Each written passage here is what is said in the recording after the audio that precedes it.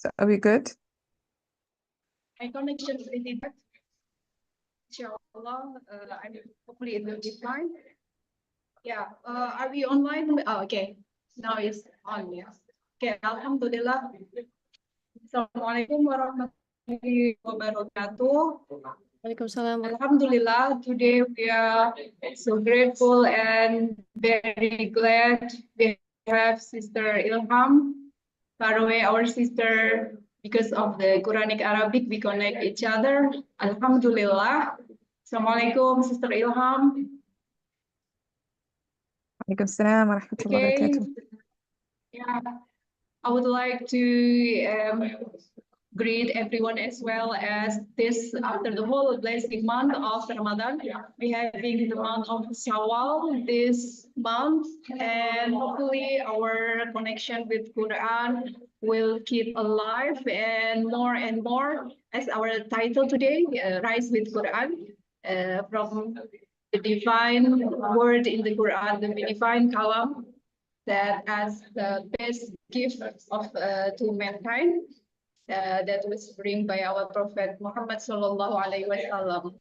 Okay, and today we will have our co-partner Kak Siti. The same name as Siti. Assalamualaikum Kak Siti. Waalaikumsalam warahmatullahi. Yeah, don't get mixed up. Sister Siti Badriah and this is Kak Siti. Siti. Yeah. Can you hear me well? Yeah. Yes, perfect. Yeah. So there are two Siti here. Yeah. Yeah, and would like to, yeah, Kak Siti also the founder of the community Ngafal Ngufil, probably in English. In English, Ngafal means memorize, and Ngufil.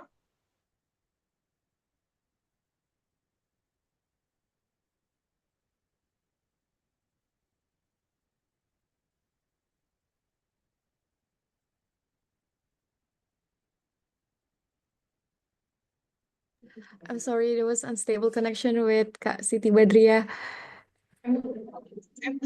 I'm really sorry. Yeah. Yeah, I think my connection is bad. Without further ado, I would like to invite as the moderator today. And Sister Intan will help us to recite the Surah Al-Alaq, the 96th Surah of the Quran, inshallah. And yeah, okay, I just give time to Sister Intan first to recite the Al-Alaq for us before Sister Ilham and Kak Siti will help me as the moderator or my team host today. Okay, Sister Intan, are you ready? Yes, I am. Thank you. Okay. Assalamualaikum warahmatullahi wabarakatuh. Today I will recite Suratul Alaq. All right.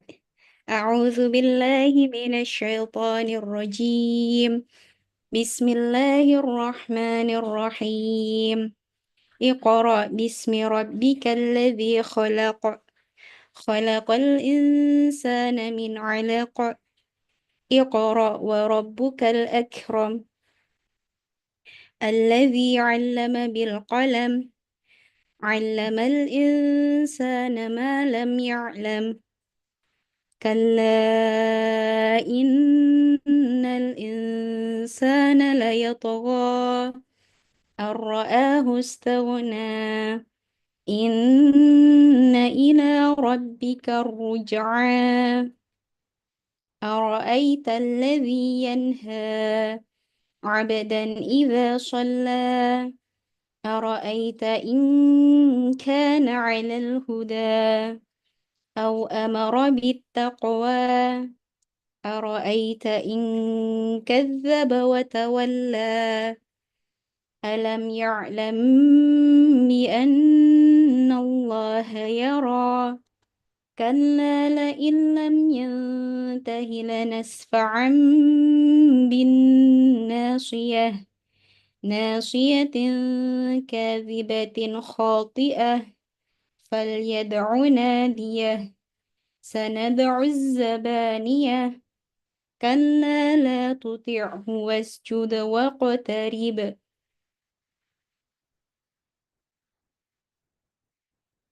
I seek refuge with Allah from the accursed Satan. In the name of Allah, the most gracious, the most merciful. Read, in the name of your Lord, who created. He created man from a clinging form.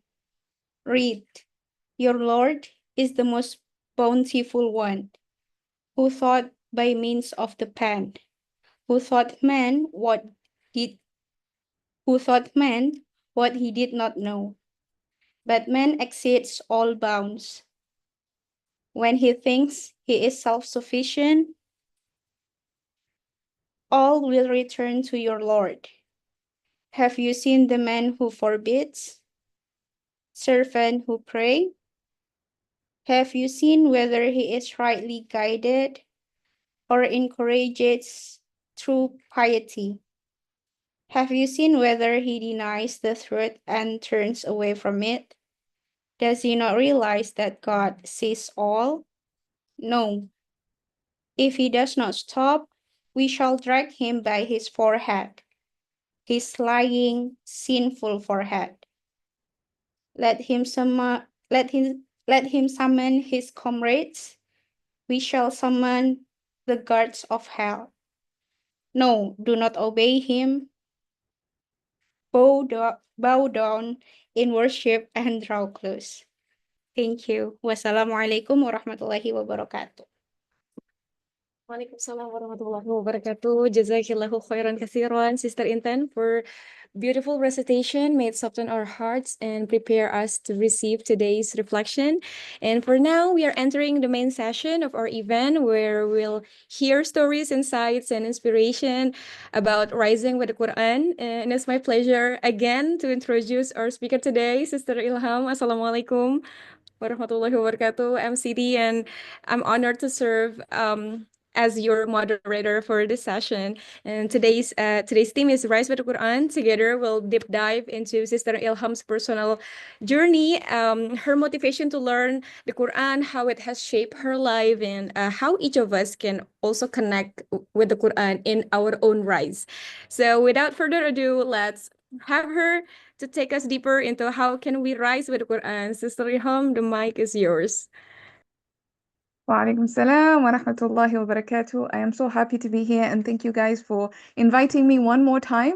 It's really an honor every time you guys invite me to speak to you, and I'm really grateful. And subhanallah, the Quran connected us beyond time zones, beyond spaces. I'm in a different continent. You guys are in a different continent. Subhanallah, the Quran has brought us together. And we hope that the angels are witnessing this gathering, because the Prophet ﷺ tells us in a hadith that whenever people gather to remember Allah, the angels surround them. So we pray and hope that the angels are with us as we gather here to remember Allah and to, learn more about the Quran, hopefully share our own journeys and inspiration and benefit each other in this session, inshallah. I don't want to take any more time, so I'll just go right into the discussion. So I'm going to start with the dua, of course. Bismillah wa salatu wa salamu ala rasulillah. Rabbi shrah li sadri wa yassir li amri wa ahlul 'uqdatam min lisani yafqahu qawli. So today the theme is Rise with the Quran, and I just wanted to give a little bit about my own journey, a little bit about how to stay motivated with the Quran specifically. And then we can go into my own journey, and then we can talk about some tools that are available for us that we can be able to utilize in order to enhance or continue with our journey with the Quran, inshallah. And then we look at since today we have recited Surah Al-Alaq. I want us to do a small sort of case study with Surah Al-Alaq with the 5 lenses, because maybe some of you are wondering how do I do tadabbur with the Quran? And then, like I'm stuck, I don't know how to go about it. So we'll just do a simple case study of Surah Al-Alaq using the 5 lenses. And then after that, we'll have question and answer session. And inshallah, we can end today's meeting or gathering, inshallah. All right. So to start off, we just came out of Ramadan. We're in the month of Syawal, and Ramadan is the month of Quran. A lot of us engage with the Quran, we interact with it, we read it, we memorize it, we try to understand it. We try to interact with it as much as possible, right? In the month of Ramadan. So what happens after Ramadan? Most of us just we put the Quran back and go back to our busy schedules, and shaitan makes us forget. But that shouldn't be the case. The case should be, how do we stay motivated throughout the year? I mean, just like when the year begins, normally we set our goals for the year. We're like, this year I'm going to do A, B, C, D. I'm going to lose weight. I'm going to start exercising. I'm going to eat healthy. I'm going to do all these things. And then after like 2, 3 months, what happens? We forget, we get tired, we get lazy, complacent. All these things start to happen. So how do we stay motivated, especially when it comes to something as powerful as the Quran? And that's what I want to start us with, because we just came out of Ramadan and we need to make sure that we stay with the Quran, not just during Ramadan, but even after Ramadan. How do we maintain our engagement with the Quran? Okay, so the first thing, and this is something that is very common, and by the way, these points I'm going to tell you, it's nothing new. You have heard these things. So I'm not going to say anything new here. There's no novel idea. These are the same things that you probably had before. And why? Because these are the things that work. This is what our deen tells us. We start with intentions.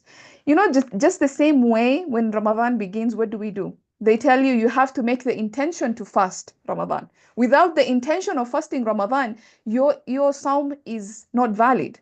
You have to have intention. You have to have intention in your heart that you will fast the 30 days of Ramadan, for example.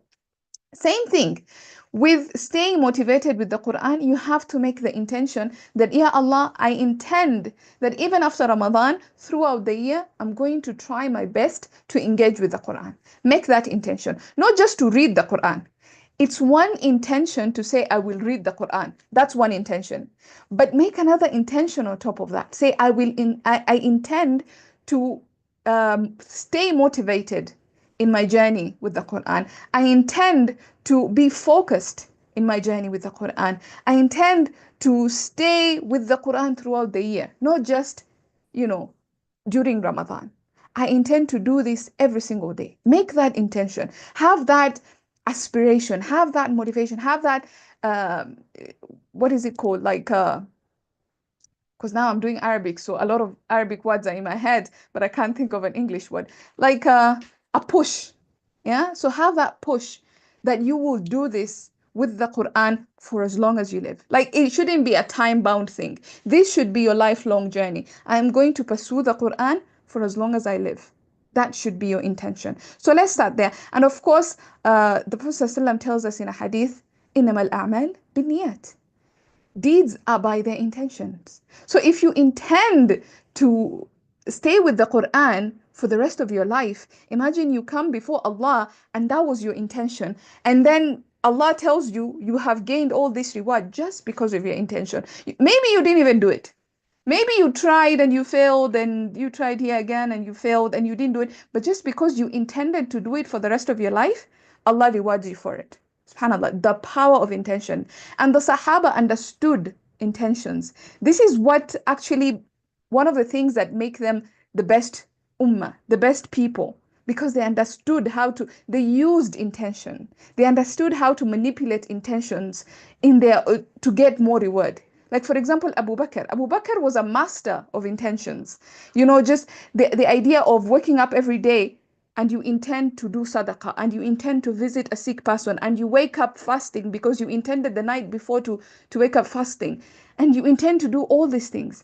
See, that's just utilizing intentions. And maybe when you're reading the Quran, you can double or multiply your intentions. How? For example, you open the Quran and you say, and you make the intention, I intend to read the Quran in order to please Allah. I intend to read the Quran in order to understand it. I intend to read the Quran in order to memorize it. I intend to read the Quran, and you put all these intentions together, subhanallah, and it's not just one thing anymore. Now it's a number of things. And you get rewarded for each one of those things. Reading, reciting, memorizing, reading with tajweed, understanding. Maybe you're reading tafsir. Maybe you're explaining it to somebody else. Maybe you're applying it. All these intentions, you're putting it together into one thing, one action. And subhanAllah, you're multiplying your rewards. So intentions is such a powerful thing. If only we applied it or we knew how to extract the benefits of intentions. That's one. The other thing is purpose. What is your purpose? Why are you reading the Quran? And for this, I want us to do an exercise. So maybe get a pen and a paper, or get somewhere to write, or if you can type on your phone, or if you can type on your laptop somewhere, whatever. It doesn't really matter what. Just get somewhere to write. Because I want us to do this practically. I want you to unlock your own purpose. And each one of us may have a different kind of purpose. All right? And maybe I could even share practically what we're going to do here. So let me see. Can I? Where's our... Okay. Let me just open a Word document, maybe.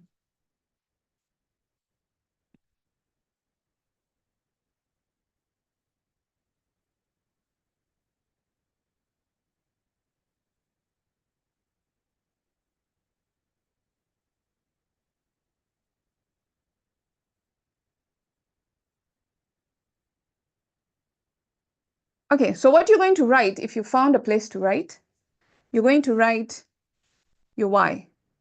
Okay? What do I mean by your why? This is the question that is going to get you to learn your intentions. Okay? So just a minute here. Okay. So let's say the first question you're going to ask is, why am I learning the Quran? Okay, that's your first question. Why am I learning the Quran? Why do I want to do this? Why am I doing this? Why am I engaging with the Quran? Why am I, it could be any one of these questions. Why am I studying Quranic Arabic, for example?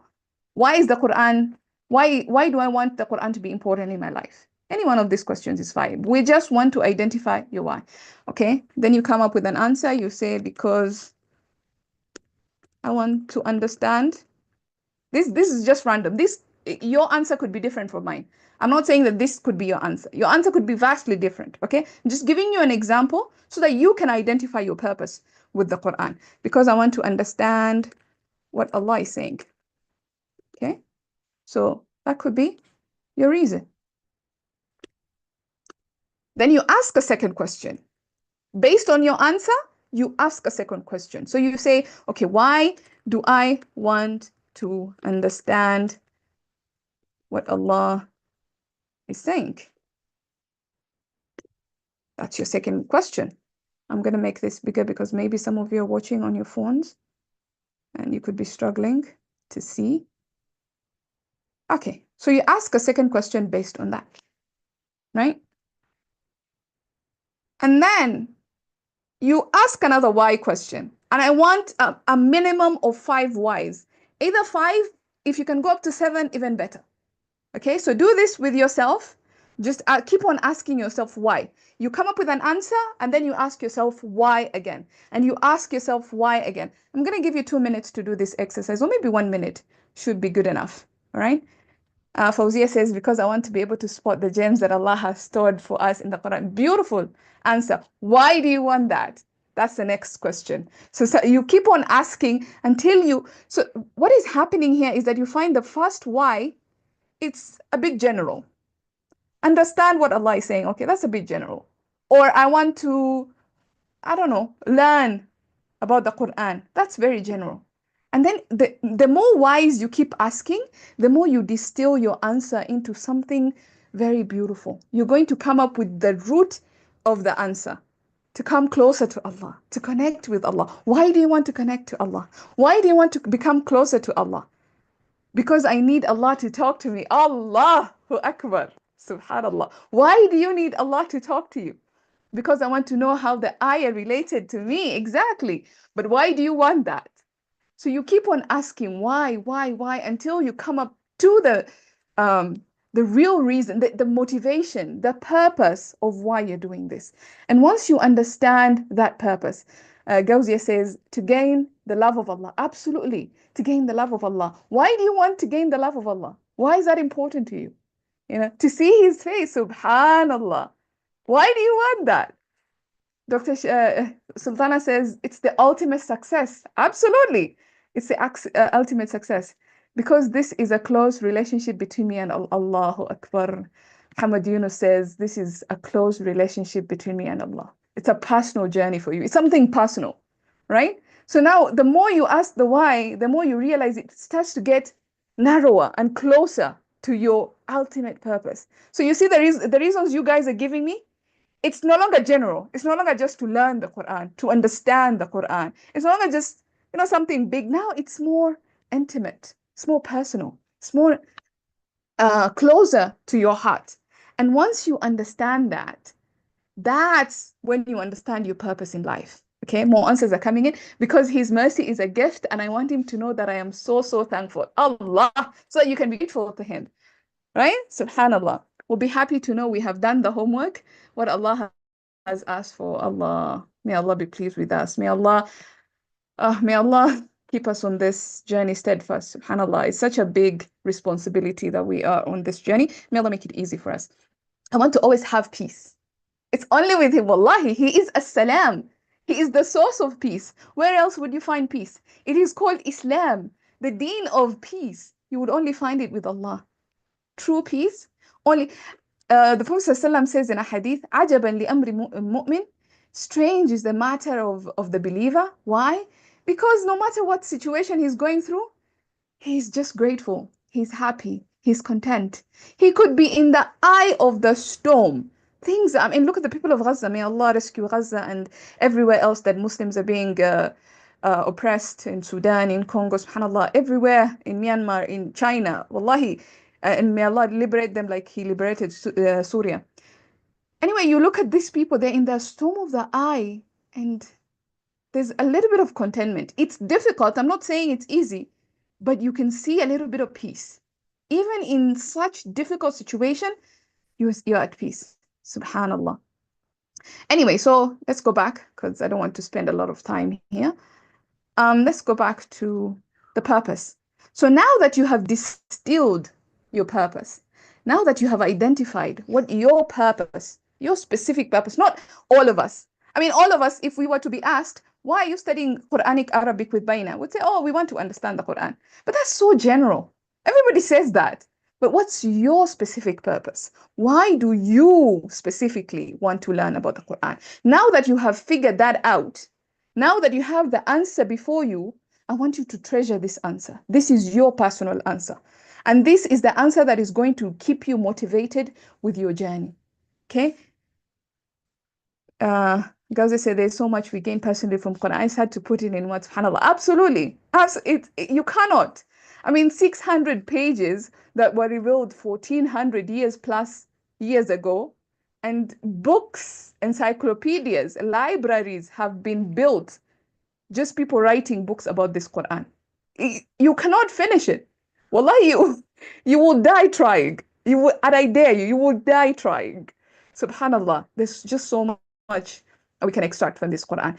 Anyway, back to your purpose. Now that you know your purpose with the Quran, treasure that. If you can write it and put it somewhere where you can see, that is what motivates you. Every day you wake up, you're like, I want to learn the Quran because of this. Because I want to be close to Allah. Because I want Allah to speak to me. I want to hear what Allah is saying to me. I want it to relate to me. Some of these reasons that you have given, subhanAllah. I want Allah to love me. I want, to grow my connection with Allah. These reasons. That's your personal reason. Okay? So that's your purpose. And I want you to write it down. I really want you to write it down. If you don't write it down, you will forget it. And then after 2 years, after 1 year, you won't have the motivation. You'll be like, oh, but I've been doing this for so long. I don't see the connection. Subhanallah, that's something I did. I did the first year of the Dream Program 2020. After the first year, I felt like I was losing my focus. Like I wasn't as active as I was before. So I sat down with myself and I wrote a letter to myself. I wrote a letter to myself and I asked myself, yeah, Ilham, why do you want to learn Quranic Arabic? And I wrote all the reasons and I explained to myself, this is why you want to learn Quranic Arabic. And every year, when I feel like I am losing that focus, I'm losing that motivation, I go back to that letter and I read it. And it boosts me. And I remember, oh, this is why I started this journey, subhanAllah. And this is why I'm pursuing this. And this is why I keep going. You know, when I was in Jordan, I met a friend of mine. We were in the same class. And she asked me, how long have you been doing this journey? And I said, since 2020. And he's like, 5 years? You've been learning Arabic for 5 years and you still can't speak it? Like, subhanAllah, yeah, still on this journey. And she was like, and you're still going? And I'm like, stronger than ever. Stronger than ever. Why? Because I keep on remembering what my purpose is. And that's what you need to do as well. And the third thing is that you need to make dua. You need to make dua. SubhanAllah, the dua is a weapon of the believer. We know this. This is something that we undermine as Muslims. We don't understand what a weapon the dua is. Dua is such a massive weapon, it can change your destiny. Like, for example, you were meant to go to hell. You make a dua and you go to Jannah. Like, do you understand how big, powerful dua is? Dua is something that could, subhanAllah, it could make miracles into your life. I mean, we read these stories in the Quran, how prophets made dua and we saw miracles. We're reading about these miracles. That's how powerful the dua is. Why are we not implementing? Dua is normally the last thing that we use.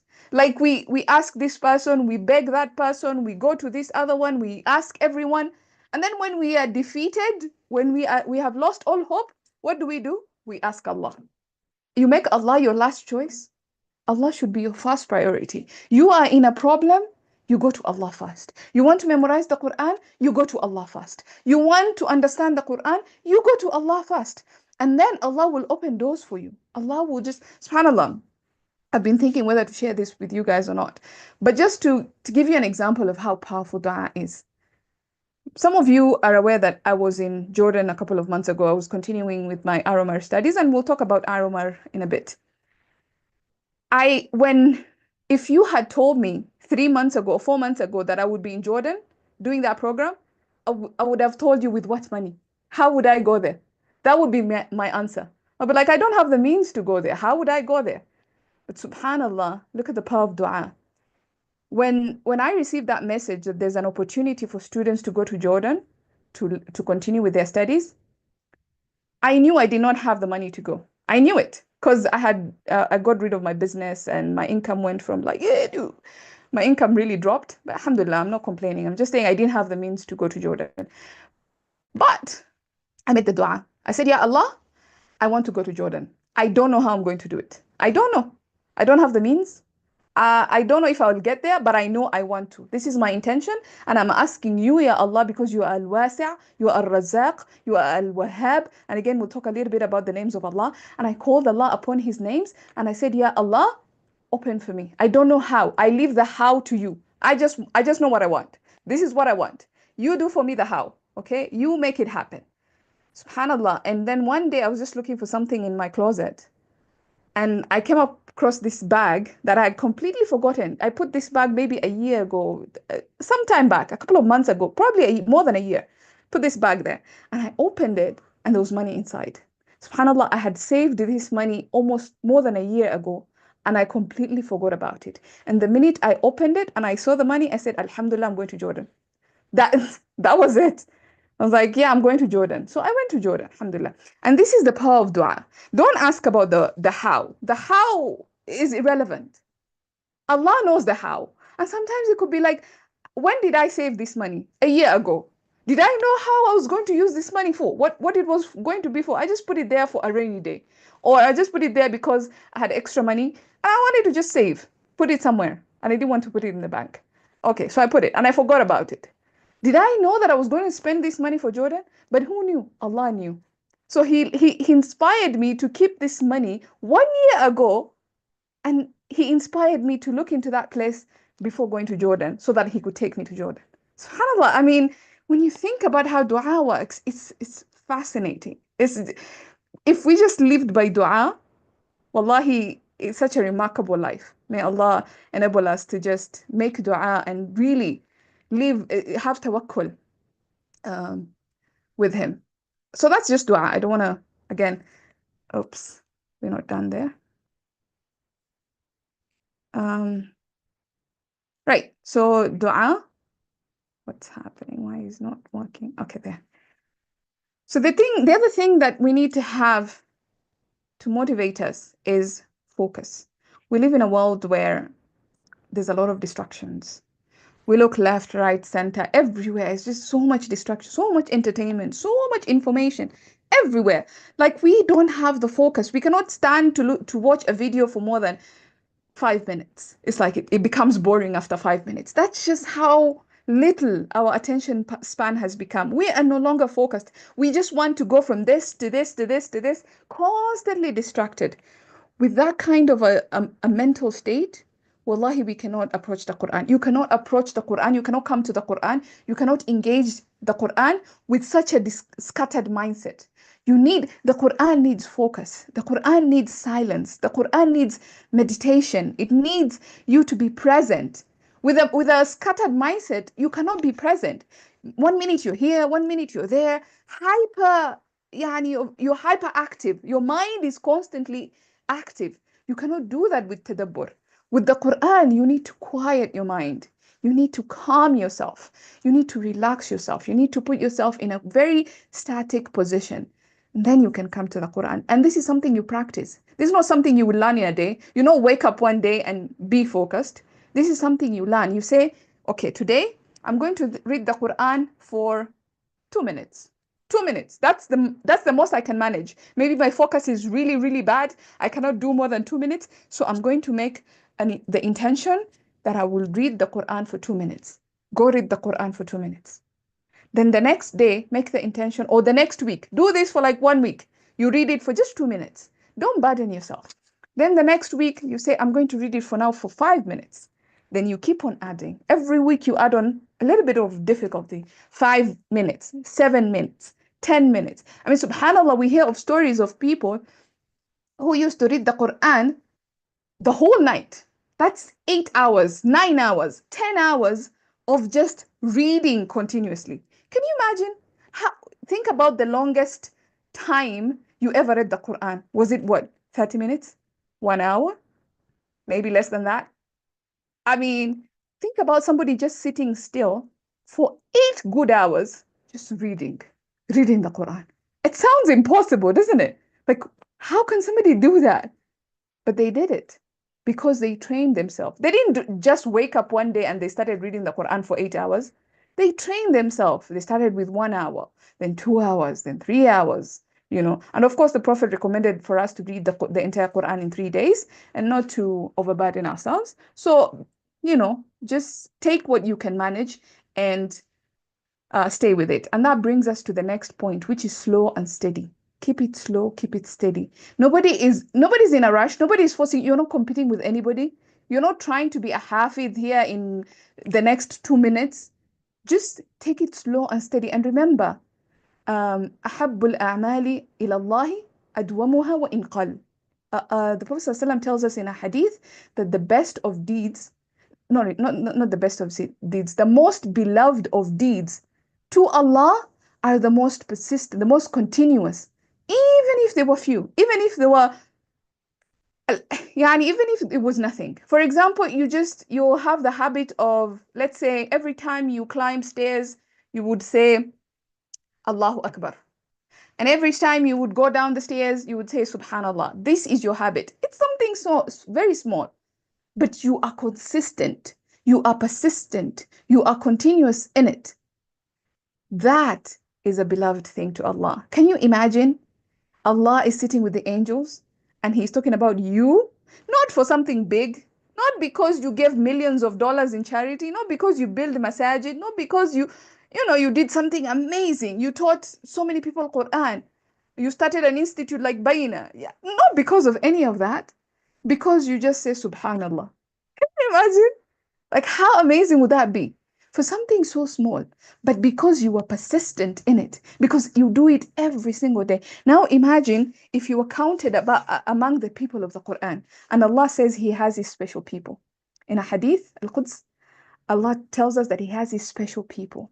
And who are these special people? The people of Quran. Now imagine you haven't memorized the Quran. In fact, you don't know most of what it says. Probably you know just 2 or 3 surahs. You know just Qul Huwallahu Ahad. But you have the habit of reciting Qul Huwallahu Ahad 3 times every single day. And you know that if you recite the Surah Al-Ikhlas 3 times, it's like you've recited the entire Quran.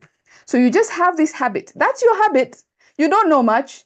But imagine that habit of yours makes you counted among the people of the Quran, among the people of Allah, His special people. SubhanAllah, how beautiful is that? It's not like you learned the entire Quran, you didn't memorize it, you didn't write tafsir, you didn't do anything. You just continued. You just persisted in that one thing that you need. SubhanAllah. Slow and steady, istiqama, absolutely. Yes, Siti Badriya. Slow and steady, it means to have istiqama, to be firm in what you're doing, to be focused, to continue. Just keep on doing it. And again, it doesn't mean that you overwhelm yourself. You decide, I'm going to finish the Quran in 1 month. You've never done it before. And now, because you've listened to this talk and you're pumped, you have high energy, you're motivated, mashallah. And you decide, I'm going to finish the Quran in 1 month. I mean, slow and steady. Understand your level. Where are you? Can you be able to read 10 minutes? Is that your maximum? Then start from there. Don't force yourself to read 10 juzu when you've never done it. You can barely manage 1 juzu. You can barely do it in Ramadan. You think you're going to do it outside of Ramadan? Slow and steady. And that brings me to my last point as far as how to stay motivated with the Quran is give yourself grace. What do I mean by give yourself grace? I mean, be kind to yourself. Understand that you're human. You're not an angel. You cannot worship Allah from dusk to dawn. You cannot do these things continuously. There are days where you wake up and you're like, today I don't feel like anything. I cannot read the Quran. I don't have the mood for it. I don't have the motivation for it. I don't have the zeal for it. I don't feel like it.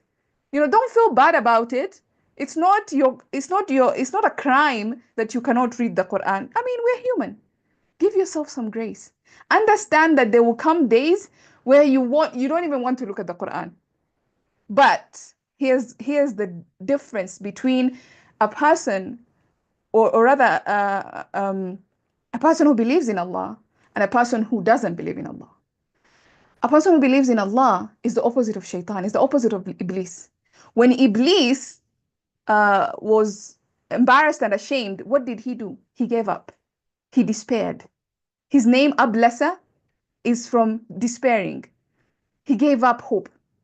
You do not want to be like Iblis. You want to be different from Iblis. So when you are at that point where you feel like, I cannot do it today. Wallahi, I don't have the strength. I don't have the energy. I don't have the motivation. I don't feel like doing it. Fine, don't do it. But remember the next day, don't blame yourself. Don't lose hope. Go back at it. Go back to it. Be consistent. Remember the hadith, أدومها وإن قل, the most persistent. Persist, keep on doing it. This is what Allah loves. Allah loves that when you fall, you get back up. Get back up. Don't allow yourself to fall and stay down like Iblis. You are not Iblis. You're better than Iblis. Why are you better than Iblis? Because the angels prostrated to your father. We are a different creation. We are special. Why would you allow yourself to fall to the levels of Iblis? Why would you allow yourself to do that? Don't allow yourself. If you feel like you have fallen, fine. It's fine. Allah's doors are always open. It doesn't matter how far you have fallen. It doesn't matter. Just go back to Allah. Keep on going. Keep on going back to Allah. And Allah will always take you back. Allah is always there. Subhanallah. We are the ones who move. I'm sure you have heard this statement before. When you find yourself away from Allah, ask yourself who moved, because Allah doesn't move. You're the one who moved away from Allah. So if you move away from Allah, what should you do? You should come back. Because Allah didn't move. Allah has always been there. Allah is in the same position. So the more closer you become to Allah, the better your status, the better a place you are with Allah, subhanallah. And what is the best place to be? What is the nearest place to Allah? Is in sujood. So the closer you are to sujood, the closer you are to Allah. And this surah that we just recited today, how does it end? Wasjud waqtarib. And do sujood and come close. Come close through sujood. Subhanallah, Allah tells you where to find him. Where are you going to find him? Some of you mentioned here that your goal, your purpose is to come closer to Allah. Allah tells you, you know where to find me. You know how close to get to me. You already know the formula. The formula is wasjud waqtarib. Make sujood, you find me close. I will be closer. Subhanallah. Keep standing anytime you fall. Absolutely. Absolutely. It doesn't matter. Don't think about giving up. Don't think about losing hope. Stand back up and tell yourself, I am the daughter, I am the son of Adam alayhi salam. I am special. I am not the likes of Iblis. I do not despair. I do not lose hope. I get back up. I am a better creation. I get back up and I walk towards Allah. I get closer to Allah. That's how Allah made me. And, may Allah make it easy for all of us to get back to Him every time we fall. Ameen ya Rabbal Alameen. So that's just simple points that I had as far as how to stay motivated with the Quran. And I hope we can find some benefit. And I know there's so much more out there that you can find. I didn't want to talk a lot about so many things. Just a few points that you can take home and hopefully apply in your life. All right. So a lot of you have been wondering, okay, so like, how did I get here? I mean, it's not like I'm in a very high place. I'm really not. SubhanAllah, may Allah forgive me and open for us doors of understanding and hikmah and wisdom. Ameen ya Rabbal Alameen. All right. So first of all, it's been a lifelong journey and it will continue to be a lifelong journey. My personal journey with Arabic, especially Arabic, the Quran, for me, I don't see it as, something that would end. For me, it's a lifelong journey. And that's why I leave it in the hands of Allah. If Allah wants to take me here, ya Allah, take me. As long as Allah knows there's benefit, I will go. As long as there's some benefit in Arabic or in Quran, I'm ready to go. I'm just leaving my hands in Allah, and Allah takes me wherever He wants me He wants to take me. But just to keep it short, or just to give you a brief timeline or whatever, I started like most of you with the Dream program in 2020, the Dream World program. Allah. Munira says something amazing here. I like to die as a student of the Quran. May Allah make this happen for you and for me, because this is my dream as well. I want to die in this path. Like, yeah, Allah, just take me into this path until I can no longer breathe. SubhanAllah. What would be better than to be on the journey towards Allah? Exactly. What is better than that? Is there anything better? When Allah promises to take care of everything else, what else would you be doing with your life if not journeying towards Him? SubhanAllah, may Allah enables us, all of us, with whatever little time, whatever little resources we have, whatever little we can be able to accommodate, may all of us be on the journey of Allah.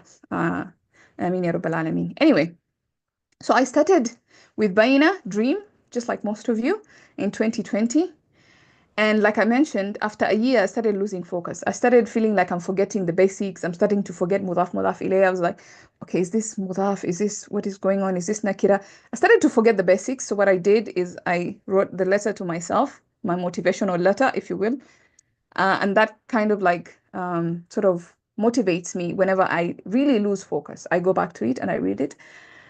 But before that, so I used to watch YouTube. I used to watch Ustad's videos on YouTube. And let's start from there. I don't want to go before that. Anyway, start from there. So I used to watch Ustad's videos on YouTube. And then I got more interested. Then I decided, okay, I'm going to get a Baina subscription. So in 2017, I got a Baina subscription. And then I started just watching. I started watching Deepa Look series because I thought, concise commentary is too basic for me. Anyways, subhanAllah, may Allah forgive me. I was lost. Okay, let's just say I was lost. So I decided I'm going to do Deepa Look series because I wanted more. I wanted excitement. I wanted deeper things. I just didn't want shallow understanding. Anyway, so I started Surah Al-Baqarah, and this is how I used to watch Surah Al-Baqarah. So I would put in my earphones, I'm listening to Ustad mumbling, and then I would take out my phone and I started playing Candy Crush. And I would just be playing or solitaire or something. If I'm at work, I would play solitaire or something. May Allah forgive me. But that's how I started. Okay, subhanAllah. I started just listening passively to Ustad. So Ustad talked throughout Surah Al-Baqarah. I'm just listening and playing on my phone, but just listening passively. I'm not really engaged with the Quran. At this point, like I said, I was a bit lost. So I was just trying to get something out of it. I wasn't doing like deep dives. I was just basic passive listening. So I did that throughout Surah Al-Baqarah. I did that almost throughout the entire Surah Ali Imran, just passively listening. And then by that time, I think something clicked, or something happened. I just realized, what am I doing with my life? Like, I need something to happen. And subhanAllah, I think it could also be the power of these two surahs, Baqarah and Ali Imran. They are the two lights. We know this. The Prophet ﷺ tells us in a hadith that Surah Al-Baqarah and Surah Ali Imran are lights, okay, for the believer. So I think maybe the light kind of like entered a little bit in my heart. And then I just started asking myself, what am I doing with my life? Like, I have lived almost half my entire life and I have nothing to show for it. What is my purpose? Why am I here? What is my goal? What am I supposed to do? So I started asking myself these serious questions.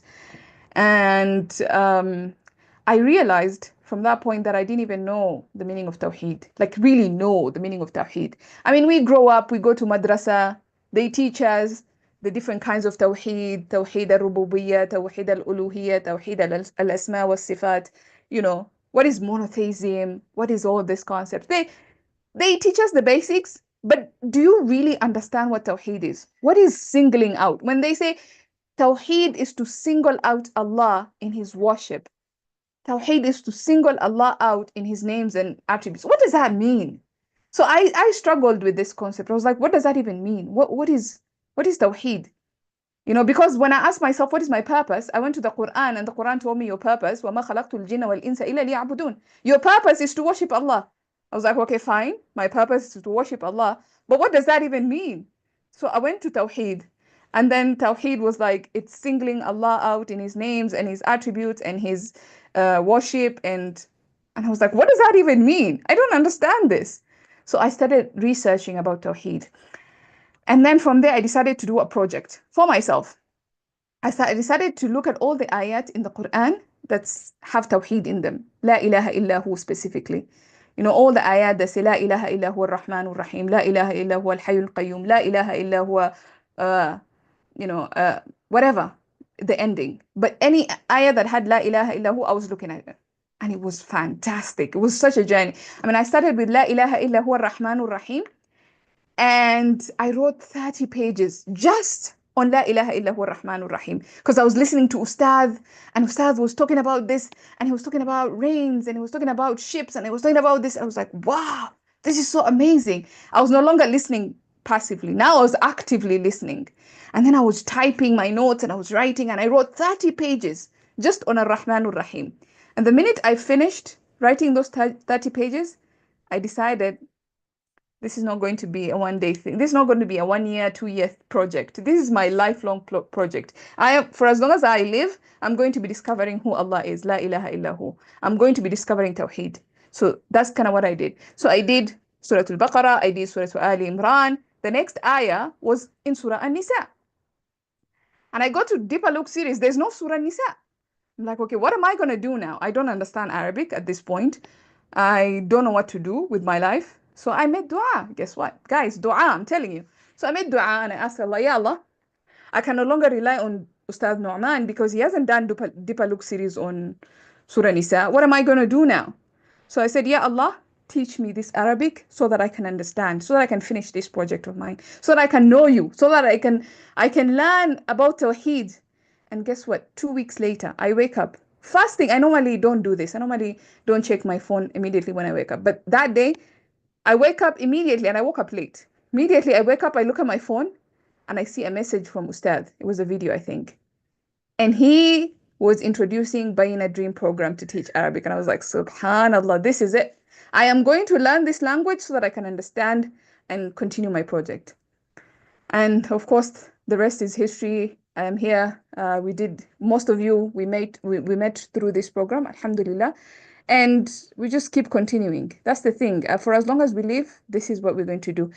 And I just want to end this particular part of the discussion with saying that the more you know Allah, the more you love Him. And the more you love Him, the more He loves you. And the more He loves you, the more He informs you about Him. And the more you know about Him, the more you love Him. And it's just like a cycle. So subhanAllah, make a point to know who Allah is.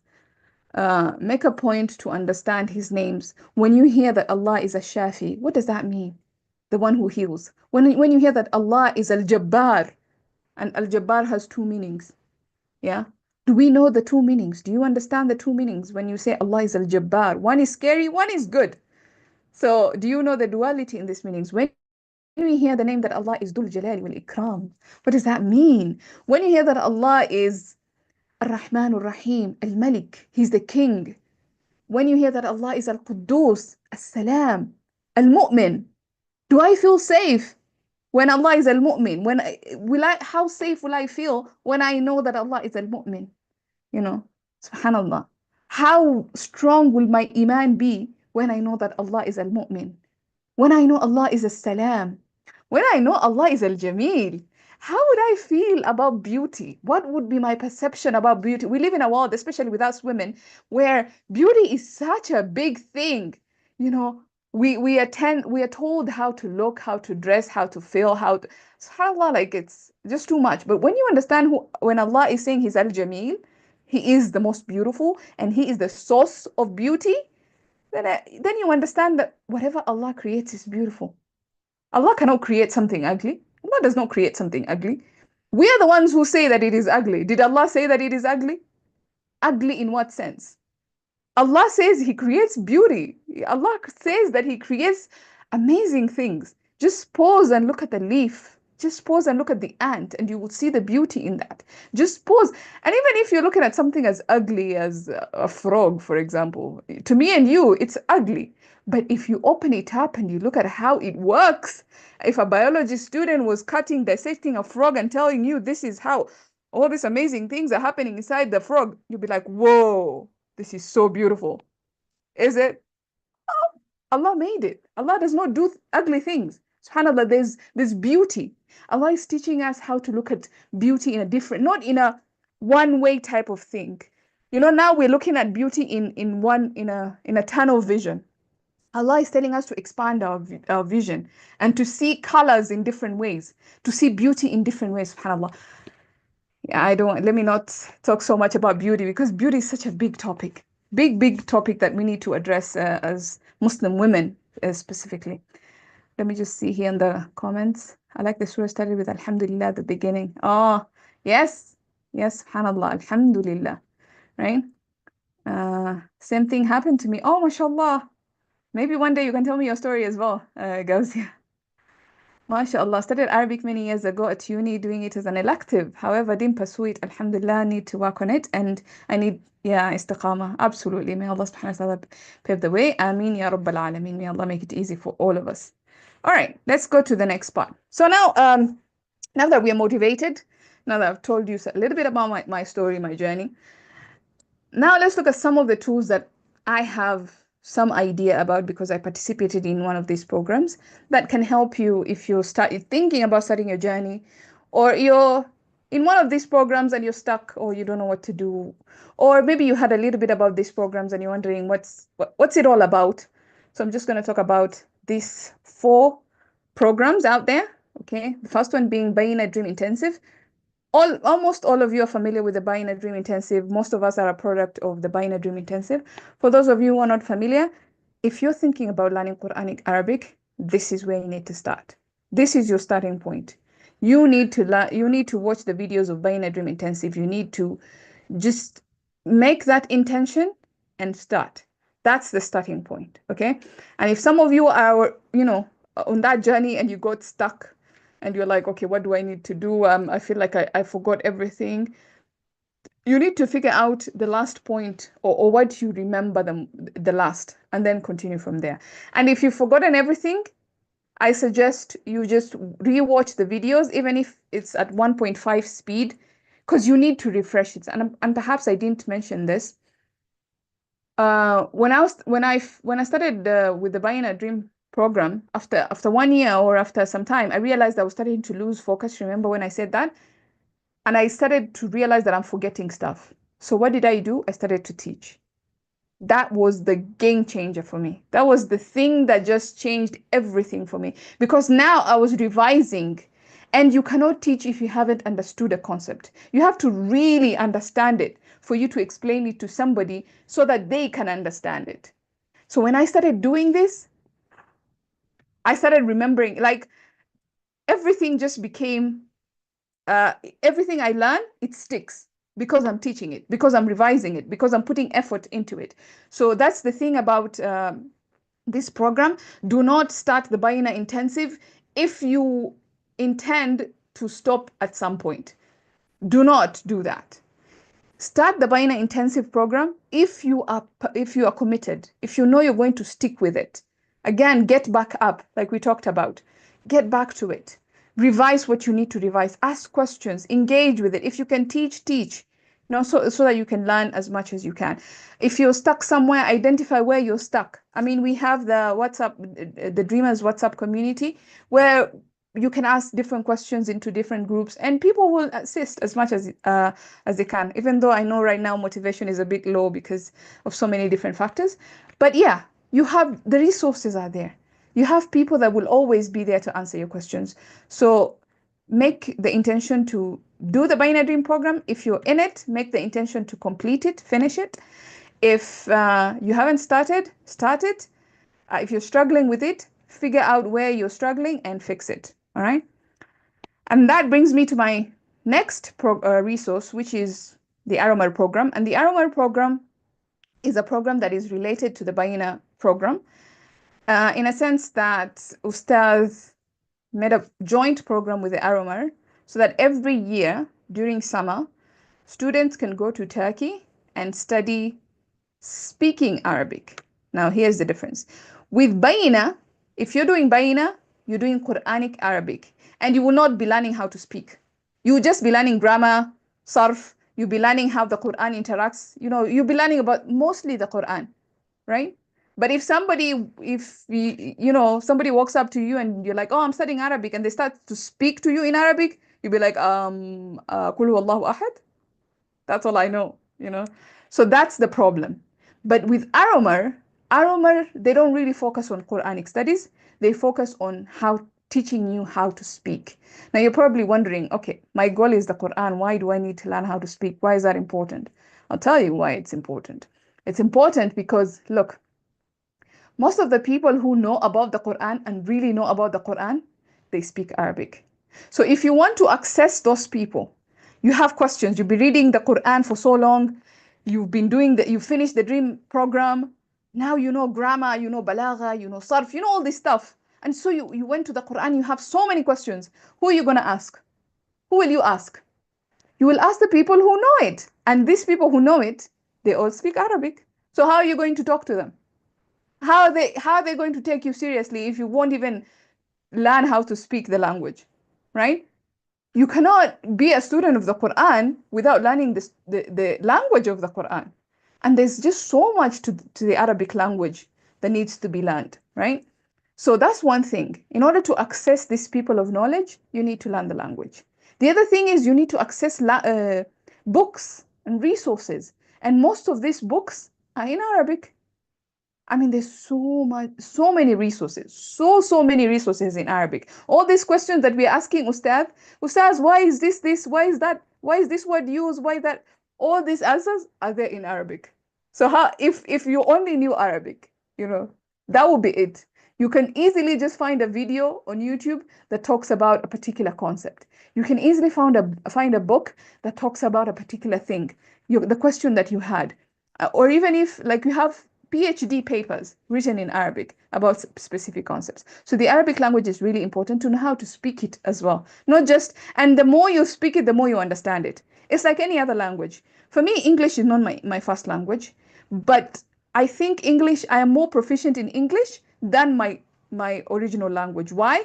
Because I practice English more, because I use English more, and because I understand English more. And because of that, I have more access to English content than even in Swahili content, for example.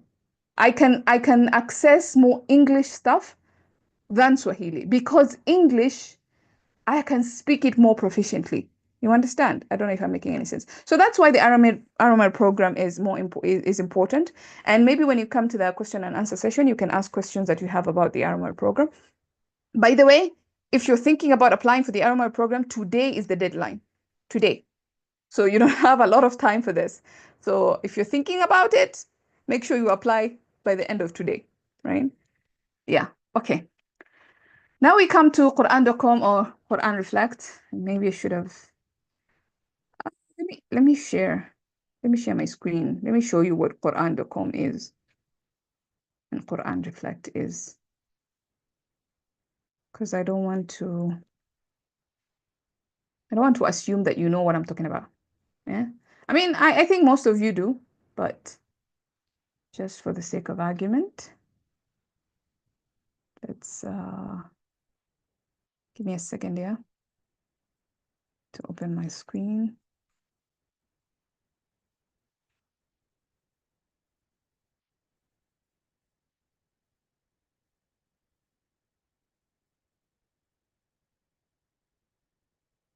Okay, let's see what is right.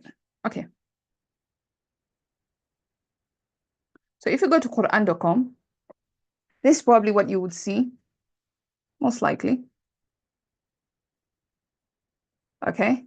So this is Quran.com. What is Quran.com? Is an app where you can just read the Quran, find translations, maybe see some tafsir, and we have other things that you can access. For example, we'll talk about Quran in a year in a bit.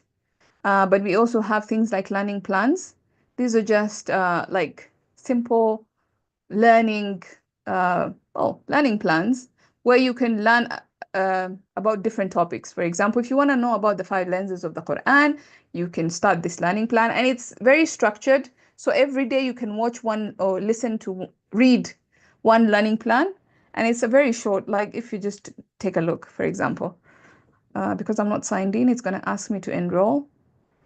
But yeah, you can just check out the syllabus if you want. See, this is day 1, and it's very, very short. You can, especially this learning plan, very, very short. You can read it in like 5 minutes, you're done. 5 minutes, you're done with each learning plan. So you can go through this and have a better understanding of what the 5 lenses of the Quran are. And again, like I said, we also have some content in Urdu, and we're trying to translate some more stuff also in Urdu, and maybe later on in other languages as well.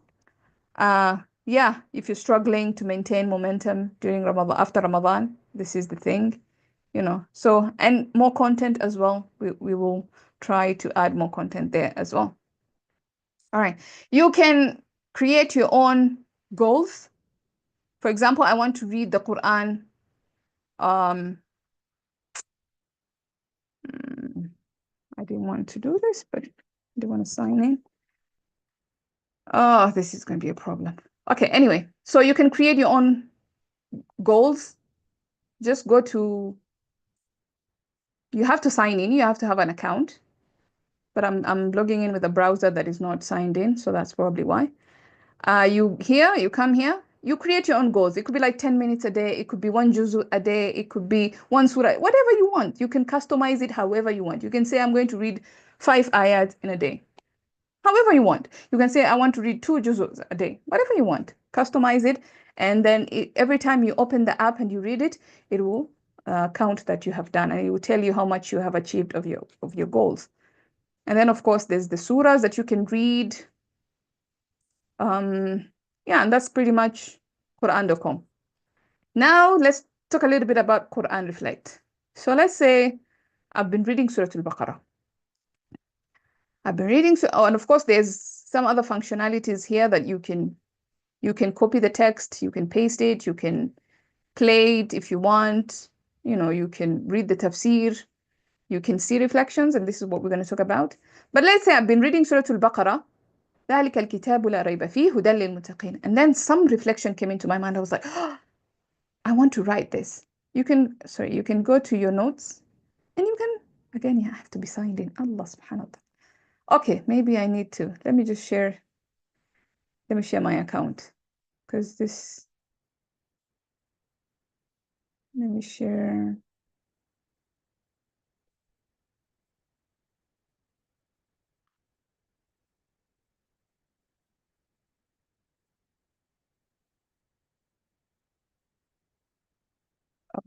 Do I hold? Okay.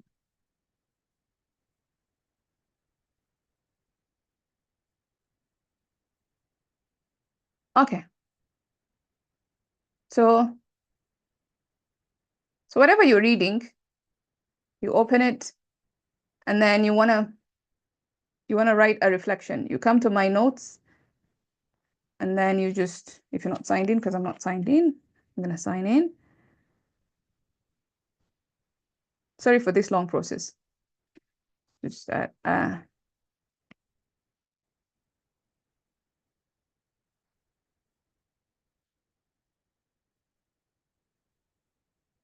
wow, so many things happening to this. SubhanAllah.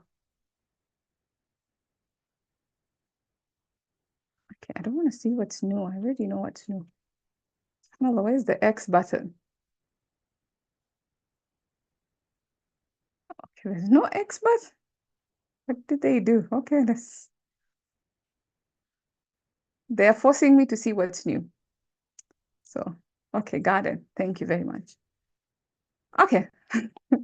Now, when you come to reflection, writing a reflection, you can write here. You can type, SubhanAllah, this ayah, whatever you type in. And then you can share, you can decide to share it to Quran Reflect, or you can save privately. Save privately, only you can see it. But if you decide to share it to Quran Reflect, then it will post that reflection to Quran Reflect. So what is Quran Reflect? Let's go to Quran Reflect. And by the way, you can also directly post reflections on Quran Reflect. This is not the only way you can do it. You can just come to Quran Reflect and you can post it here. You can say, oh, reflect on the Quran today. This is what I want to. SubhanAllah. What is happening today? Yani it picked a day to. Oh, I'm using this account. Allah musta'an. Anyway, I'm gonna have to do away with. I'm using a different account that I'm not signed in. Okay, anyway, so this is Quran Reflect. You can post your reflections here. You can type in the name, the ayah. Maybe you want to look at ayah number 2, whatever, Atur, ayah number 3, maybe, and then you will see all the reflections that people have reflected under this ayah. So this is Quran Reflect. What is Quran Reflect? It's just tadabbur. You have a tadabbur, you can come here. You can look at different hashtags, for example, the 5 lenses of the Quran that we are talking about. We're going to talk about in a bit, and you can learn about that stuff, right? So that is Quran Reflect. Let's see here. I think that's pretty much. Oh, there's Quran in a year. Okay, so let's go to and talk about Quran in a year, because I think that's the most important thing. Quran in a year. So Quran in a year, we're going to go back to Quran.com. This is where it is.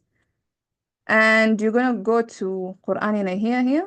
So if you go to calendar, for example, so it tells you we are on week 2.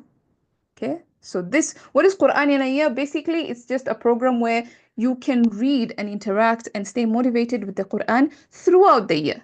And we have given you resources and we will give you reminders every week. We'll tell you, okay, this week, this is the portion that you need to focus on. Don't overwhelm yourself. Don't worry about this or that. Just read this portion. And you have the PDF in English. If you don't know any Arabic, just read the English PDF. Just go to the English PDF and just read that. Okay? And just read this. And you can see just 5 pages. 5 pages to read in 1 week. SubhanAllah, you can easily do that. And again, this is beautifully structured in 7 parts so that you can decide, okay, I'm going to read one part every day. So from the beginning here up to here, this is the first part. I'm going to read just this portion in one day. You really can't do this portion in one day. I think you can. You can do that one portion in one day. And then this second portion up to here, the second day. And then again, so you can see the headings. These are the headings. So every heading for one day. So you read that. If you have any questions, you're wondering, okay, what did Ustaz Suhaib, Dr. Suhaib talk about this? You can come here and you can watch episode 2. What did Dr. Suhaib say about this particular part of this ayah, of this surah?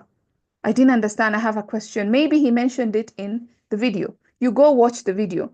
Or maybe you were reading this part in the PDF and then you had some inspiration, because again, you can see the action points here, or a reflection point. What is the effect of having a forgiving and forbearing attitude?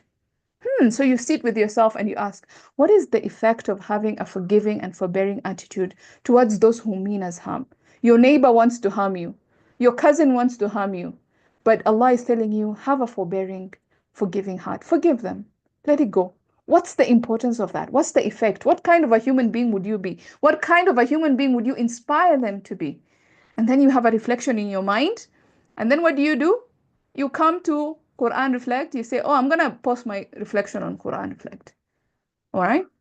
And you do this every single week until Ramadan. And that will be an entire year. An entire year living with the Quran. I mean, everything is done. And if you want to read in Arabic, you can also read online in Arabic, or you can read the translation here. So again, you just click on that and it will give you that portion.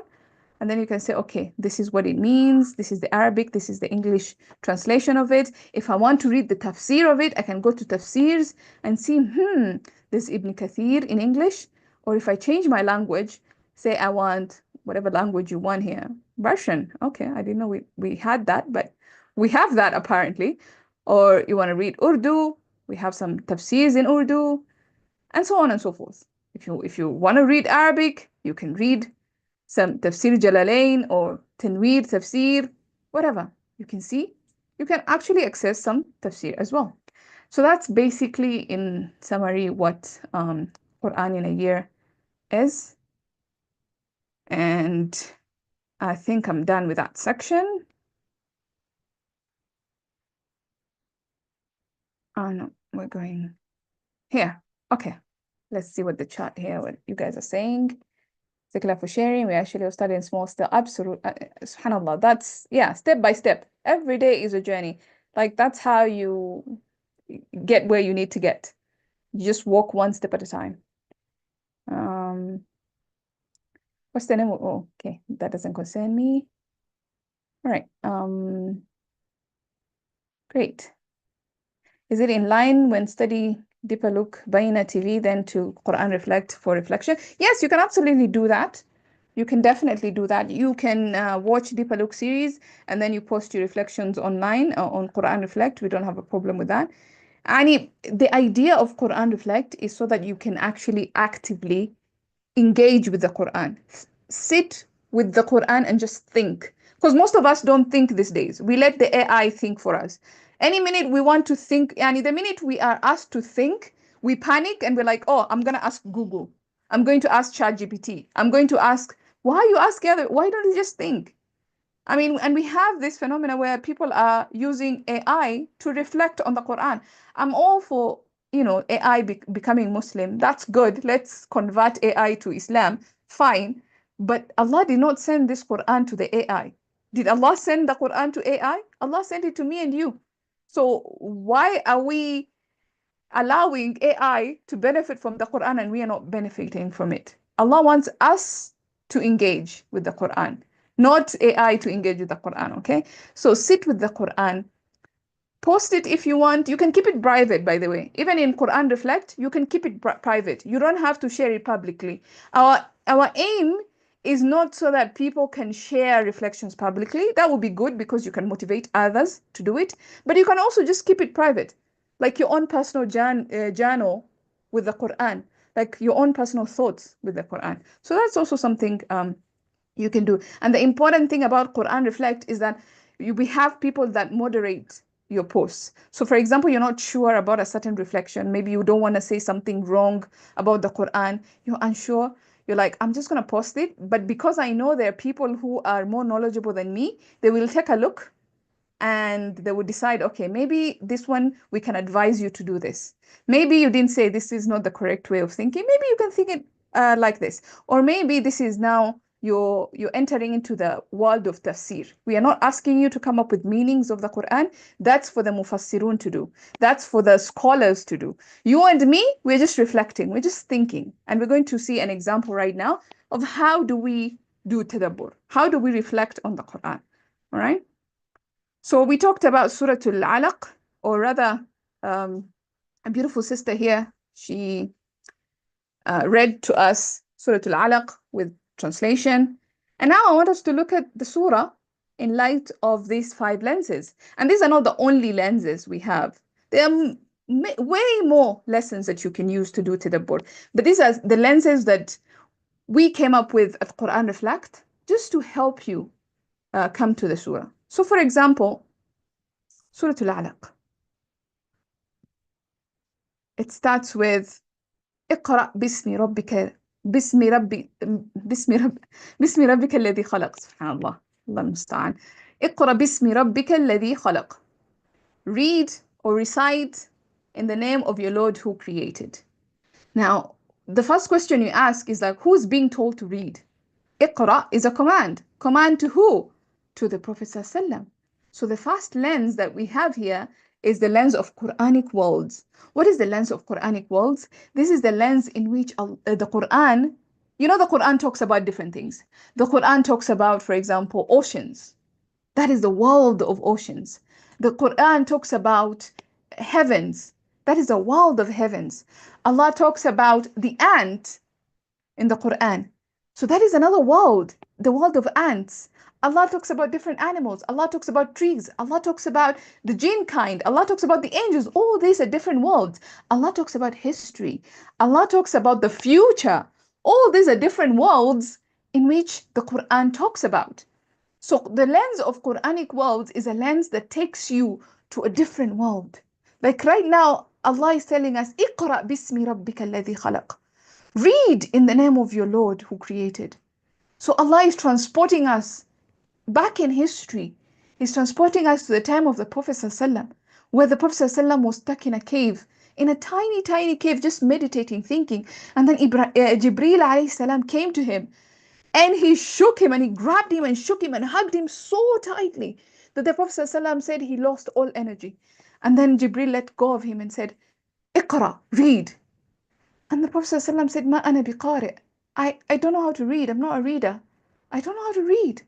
And then Jibril grabbed him again and held him so tightly, squeezed him until the Prophet ﷺ says, I lost all energy again. And then Jibril let go of him. And then Jibril told him, read. And the Prophet ﷺ said, Ma ana biqari'. I am not a reader. I am not one of those who read. I don't know how to read. And then a third time, Jibril again squeezes him until the Prophet says, I lost all energy. Can you imagine like somebody squeeze you so tight and then you become weak? 3 times? This is what Allah is trying to show us. Allah is bringing us to that world. When you hear this story, what comes to your mind?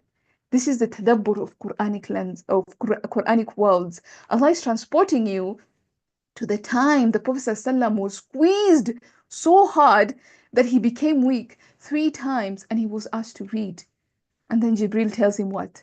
اقرأ باسم ربك الذي خلق. What emotions come to your mind?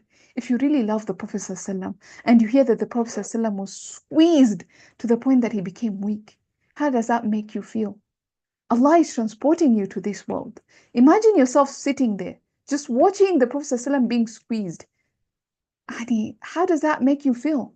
And not only that, now you're being transported to the world of Seerah, the 1400 years ago. Now you're going back. You're going back to Cave Hira. You're sitting there with the Prophet.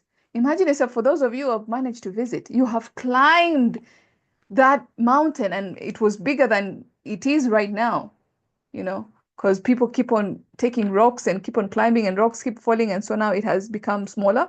But before it was bigger, the Prophet ﷺ used to climb up there. For days, he would spend up there. This is what Allah, just this one ayah is transporting you, is taking you to a different world.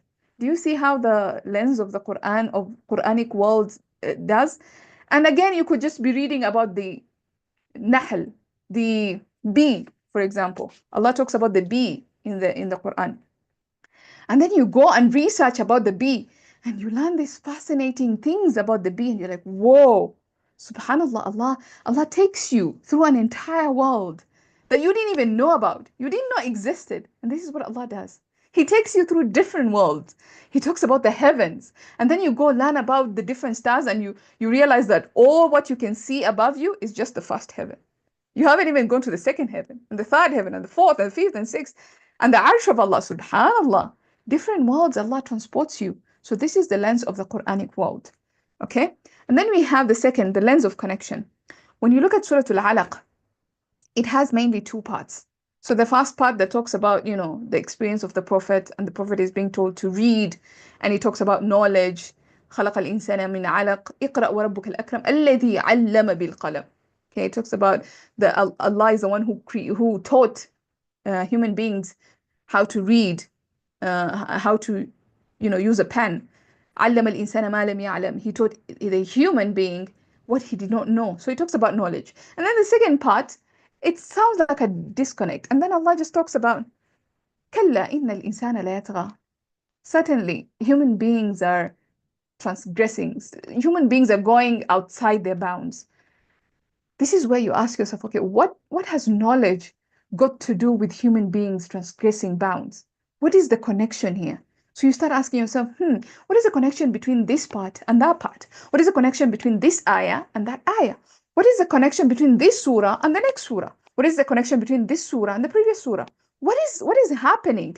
And then you start to realize, wait, Allah is saying He's the one who taught human being how to learn, basically. He's the one who taught human being knowledge. Allah is the one who gave him knowledge. And then, what did human being go and do? He used that knowledge and did shirk. So Allah says, إِنَّ الْإِنسَانَ لَا يَطْغَى كَلَّا إِنَّ الْإِنسَانَ لَا يَطْغَى. I gave him knowledge, and he used that knowledge for what? For doing shirk, or for doing other things. And again, you realize, and we'll talk about wording, Allah did not specify. He left it open. Why? So that you and me can think. What does Allah mean when He says human being transgresses, exceeds bounds? What bounds are this? What is this that Allah is talking about? So we ask ourselves and we try to find the connections between the first part and the second part, or between this ayah and the next, and that's the lens of connections.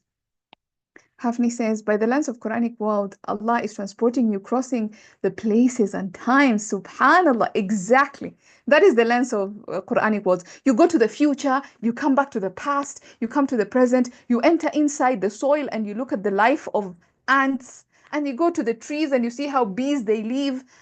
SubhanAllah, like you go everywhere. Allah is transporting you. You talk about the clouds and you start to see the clouds above you. And then Allah talks about ilmul ghaib, worlds that don't even exist, they exist, but you don't see them. Like the angels. Allah is telling you that in this gathering, for example, in a hadith, we know that there are angels around us. So that's another world. Subhanallah, can you imagine? We're surrounded by angels. And every time you read the Quran, you have an audience of angels listening to you. They love to listen to the Quran. They don't read the Quran, they listen to the readers of the Quran. Subhanallah, all these different worlds that we can talk about or do tadabbur with. And that's the lens of connection. And then you have the lens of general lessons. Just the first 5 ayat of Surah Al-Alaq, for example, Allah talks about knowledge. Allah talks about He is the one who taught human beings. You can ask yourself, okay, what are the benefits of knowledge? What can I understand from the fact that, what lessons can I draw from Allah teaching with the pen? Why is the pen important? Why did Allah mention the pen? So what lessons can I draw from this? And then you start coming up with general lessons. Now it takes you to a different world of knowledge. You're like, with knowledge, we call ourselves the age of information, the age of knowledge, the age of AI. All this is knowledge. But where did it come from? Allah is the one who gave it to us. Allah is the one who gave it to us. And it's such a tiny, tiny fragment of what Allah knows. Yeah. And Allah tells us in the Quran, what you have been given in terms of knowledge is very, very little. So all this knowledge that we think is so much, so abundant, is such a tiny fraction of the knowledge of Allah, subhanallah. And that you start to draw general lessons. What can you implement in your life when you read this ayat? What are some of the lessons that you can implement, right? And then you have the lens of wording. Now, this is probably one of the most fascinating lenses if you know Arabic. And if you know some of the sciences, like if you know balagha, if you know sarf, if you know nahu, if you know this stuff, oof, the lens of wording is so sweet. But it doesn't mean that if you don't know this stuff, you cannot use the word of the lens of wording. You can still use it. You know, you can still use it. So, for example, the first ayah in Surah Al-Alaq, Allah says, "Iqra bismi rabbika alladhi khalaq." Read in the name of your Lord, the one who created. The one who created what? So you ask yourself, okay, what? Start to ask yourself, why did Allah, did not mention? He mentioned, he made it broad. He just said the one who created, and then he stopped there. So the question you're asking yourself is, what did he create? Everything, basically. And then in the next ayah, he's like, specifically, خَلَقَ الْإِنسَانَ مِنْ عَلَقٍ. Specifically, he created man from clinging foam, from alaq, which again is the lens of wording, because if you look at the meanings of alaq has many, many meanings. It means something that is clinging. So alaqa means to hang. When you hang your coat on a hanger, for example, you say alaqtu, I hang it, right? Aliqa also means to be stuck, to be stuck to something. So, and also it has the meaning of a leech. So all these different meanings, if you're looking at the word, you come across these different meanings. Al-Akram, you look at the word Al-Akram and you're like, what does Al-Akram mean? Why is it in superlative form? We know that this is Afdalu Tafdil. It's an Ism Tafdil in the superlative form, right? So you look at that and you ask yourself, why is it the superlative form being used? And why is it used for Allah? And you can ask so many questions when it comes to the lens of wording. I don't want to discuss that because we spend a lot of time discussing the lens of wording and it's such a juicy one, to be honest. But you don't have to know Arabic. If you know Arabic, the better. If you know Nahu, even better. If you know Balagha, even better. SubhanAllah. But you can still use it, even if just reading the translation can also help with the lens of wording. And the last lens is the lens of my experience. When I read this ayat and when I put myself, when I'm transported to 1400 years ago and I'm listening, Allah is commanding the Prophet ﷺ to read in the name of your master who created. And I'm looking there and what experience does it make? How does it make me feel? Number one. Number two, how can I relate it to my own life? How can I apply this ayat to my own life? Is there a particular experience that I am reminded of when I read this ayat? Maybe something happened to me about knowledge, or maybe it reminds me of my own journey with knowledge, how I struggled. The Prophet ﷺ also struggled with knowledge. He was shaken. He was squeezed so hard to attain this knowledge. So how can I relate with this ayat, right? Subhanallah. And I think I'm going to stop there because I've been talking for really long. I don't want to continue talking anymore. And I'm going to open this for question and answers as I check the chat here. For all the speakers, we are blessed with books like Mufradatul Quran. Absolutely. That's my next language that I want to learn. I want to learn Urdu, again, because there's so many resources in Urdu as well. So many resources that are related to the Quran. All right. When I read ayah of the Quran and its translation, it really, really encourages to see the detail of everything. Absolutely, absolutely, exactly. When you read the Quran, it just opens your mind and you just go from here to there and you start seeing connections. And this is Allah opening. This is not from you. This is from Allah. Allah gives to whomever He wants. He will bless you with whatever He wants. And He will bless another person with another thing, So Allah will open for you. Just make the dua, make the intention, and Allah will open whatever doors that He wants to open. Which means open. Yeah, subhanAllah. It's so amazing. I don't know if there are any questions, maybe in particular regarding to most likely the Aramar program or the Quran in a Year program, because I know those ones are a little bit, a lot of people are curious about those two. So if there are any questions, please let me know in the chat, or you can unmute yourself and ask directly. But other than that, yes, go on. Sister, thank you firstly. Thank you so much for those beautiful insights on how to stay motivated in the pursuit of the Quran. Yeah, your ups and downs story on your journey and resources and the 5 lessons of Surah Al-Alaq. And actually, maybe I'd like to start since there is no questions, specific questions in the chat. Maybe I'll probably start with what is it? As an adult, we tend to get busy with our own activity, like we got this and that, our work or maybe family or anything. And we would like to know how do you manage your time with learning? It's actually I think everyone can relate with this question because we can see that you are someone that is passionate on learning, and also may Allah make us one of those people, people like you, yeah, the one that is really passionate like that. But yeah, managing time is not easy for some of us, so maybe you can have some tips or hacks. Hmm. Oh yeah, I've been asked this question a lot, but this is what I tell people. Listen, we all have different seasons of life. I am in a different season from some of you. Like all of us, in fact, I should say this, all of us are in different seasons of life.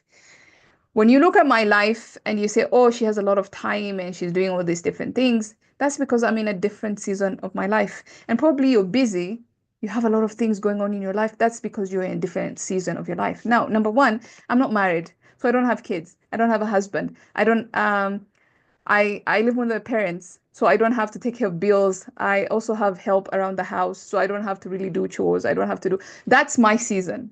Right now, that's my season, which means I have some extra time to do studies, to pursue these different things, because that's my season right now.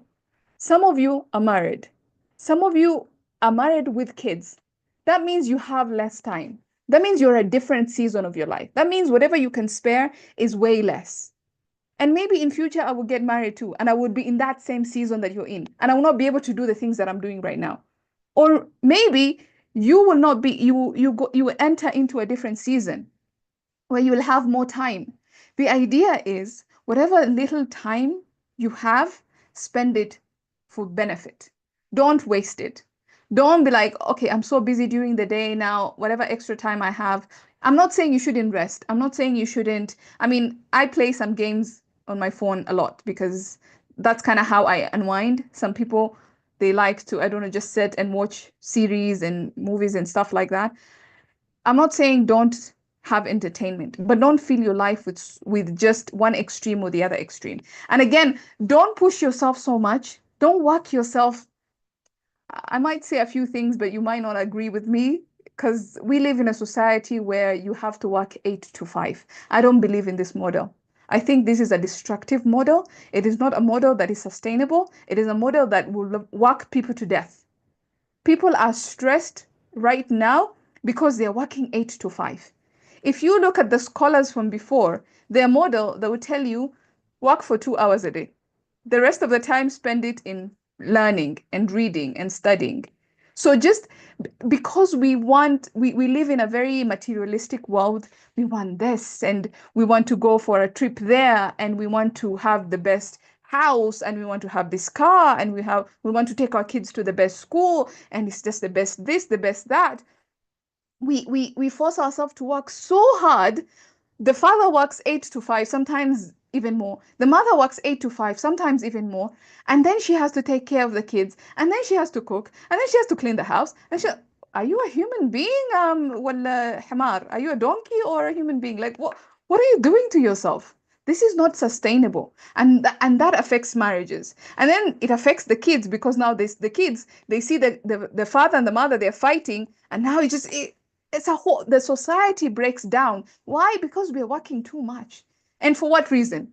To just get some extra money so that we can go for a trip and post it on social media that, oh, we went to the Maldives, or we went to this place, or look at the restaurant that we're eating at, or look at the kind of food that I'm eating, or look at the new designer clothes, or For what purpose? Subhanallah. We are killing ourselves just so that we could compare with our neighbor or somebody else on social media that we've never met in our lives. Um, Islam has a solution. Islam is a middle path. Islam does not tell you to pursue these things. Islam tells you to pursue Allah, and Allah will provide you what you need. You don't need to have, you just need enough food to sustain you. You don't need a lot of food diversity. Oh, today we are eating Thai. The next day we're eating Chinese. The next day, you don't need this kind of luxury. You just need, I mean, did you know that Imam Ahmad used to pick food from the streets? He used to collect rice that had fallen down from the streets, and that's what he would eat. Imam Ahmad. And you and me, we can't eat leftover rice. Like, rice again? Oh, can we just like have, I don't know, fried chicken or something? SubhanAllah, it's our mentality. But I'm not saying that that's, most of us. I'm just saying that we need to make the time. If you cannot afford to sacrifice 8 to 5, fine, work 8 to 5, but find that time elsewhere. But don't kill yourself with work. It's not worth it. If you can get another job, a job that pays slightly less but gives you more time, if you can find an online job, for example, I have an online job.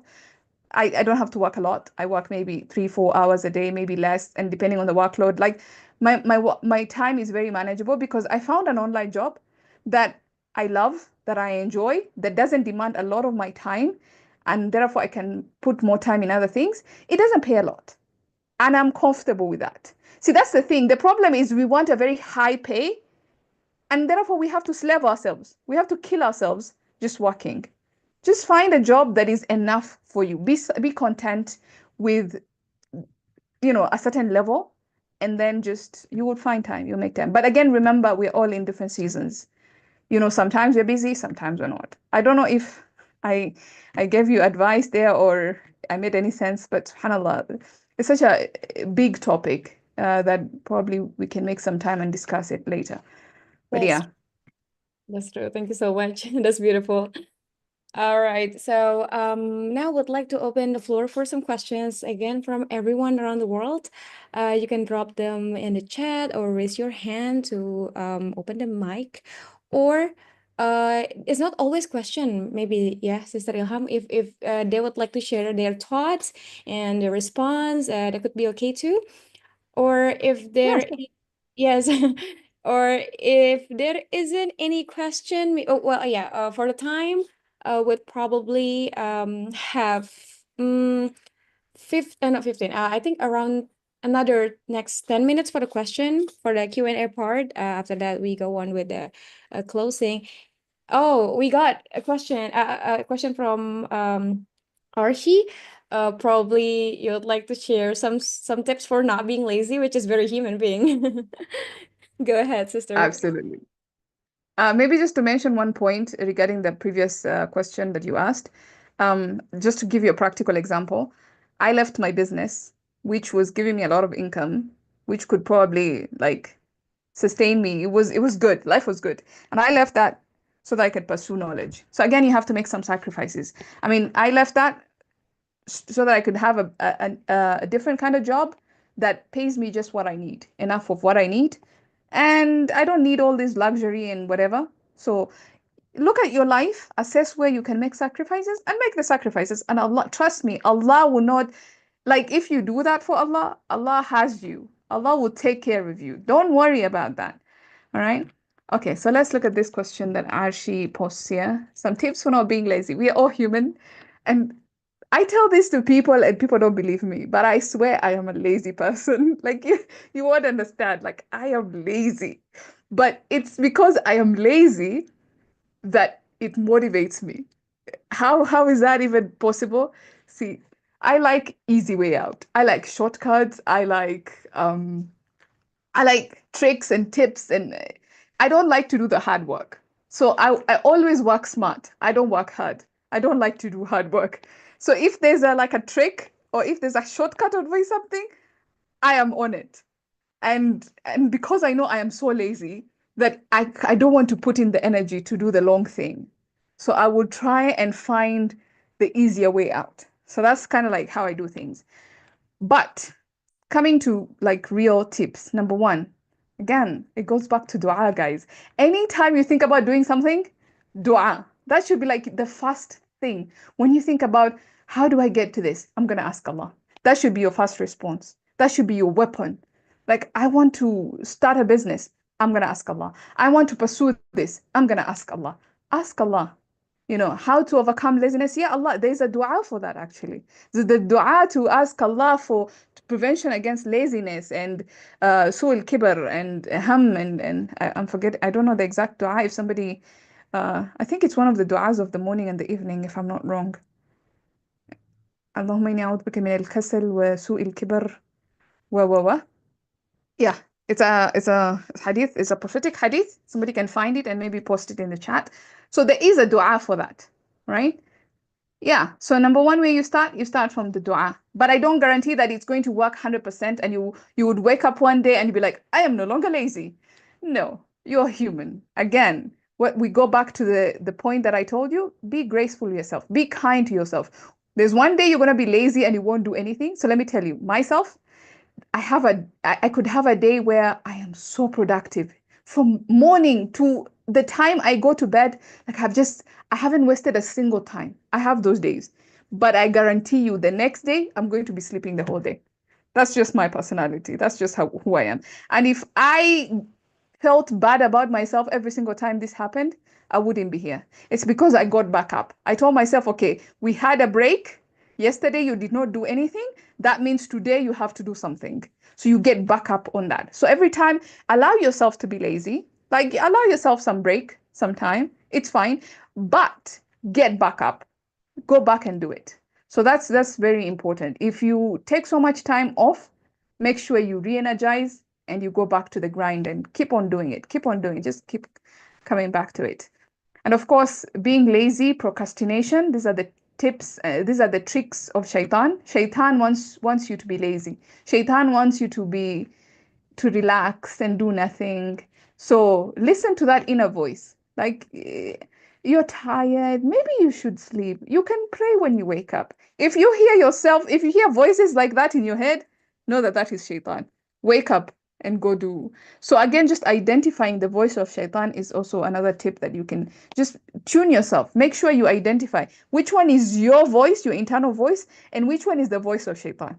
When you're hearing voices telling you to do something, to relax, at the expense of pleasing Allah or doing something that is you're supposed to be doing. For example, you've been cleaning the house, you're so tired, and it's time for dhuhr or it's time for prayer, and you're like, and you hear this voice telling you, maybe you should just take a 5-minute nap. If you hear that voice, that is shaitan. Shaitan is lying to you because you won't sleep for 5 minutes. You would sleep until Asr. Okay, so yeah, just watch out for that. Okay, as far as Quranic studies or Arabic studies, again, just keep going back to it. Keep going back to it. Whatever little you can be able to do it, just do it. Allah looks at the effort. He doesn't look at the results. Whether you can distinguish between a mudaf ilayh and a sifa, that's not what Allah is looking at. Allah is looking at how much effort did you put in, right? SubhanAllah. I hope I answered that question.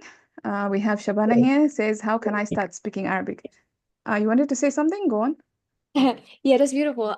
We got lots of questions. Now, usually people ask a lot of questions at the end of the session. We are ending soon. We only have probably 5 more minutes. So for the similar questions, we just wrap into one. Maybe there are some people that I can see are interested in our program. One of them asking how did you do the study like daily there, and is there any online version? Maybe maybe have like some what is it, more description about Aromar for the curious minds, Right. please. Okay. Yeah, so I'm going to keep my answers very, very short since we don't have any time. Right. How can you speak Arabic? Join Aromar or join a program. All right.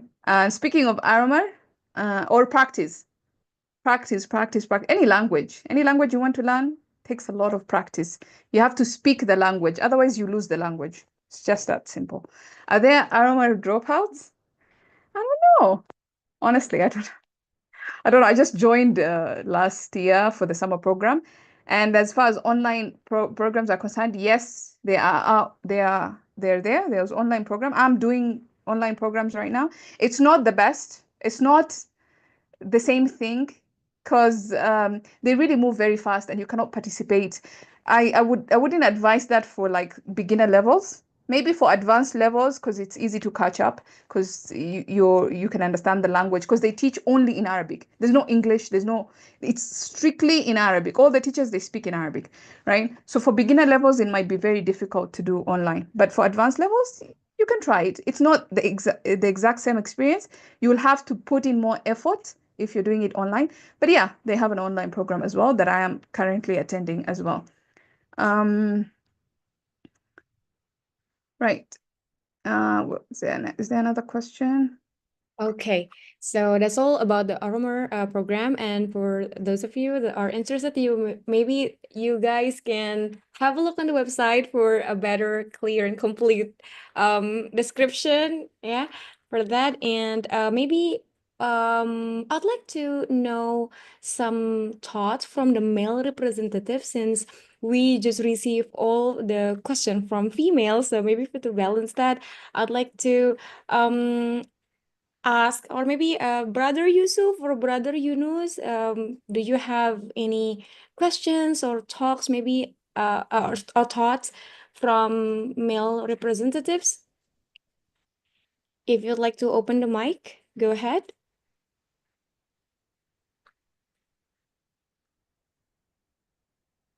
No? Or waiting? All right. Maybe I would like to, or maybe any Indonesian representative, since Sister Siti Badria and me and some of the audience here are from Indonesia. Maybe is there any Indonesian representative too would like to share the thoughts? Maybe from Madam Hafni or Madam whoever. Madam Tanti would like to share the thoughts? Assalamualaikum warahmatullahi wabarakatuh, Sister Ilham, Kak Siti. I recommend that Kak Hana will ask question. I hope Kak Hana will ask about Aromir or other. Just recommend. Oh, I see the question here. Would you like to, how did you do this study like daily? Okay, so maybe I'll just use like 1 minute to answer this.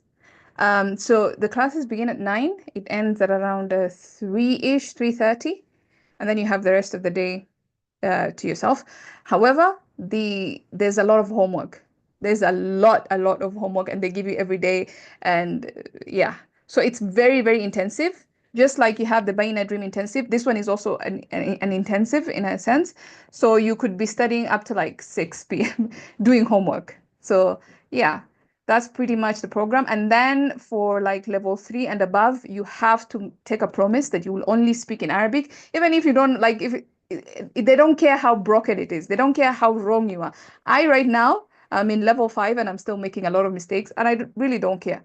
So you have to make a promise that you will only speak in Arabic, except for Friday. Friday is a free day.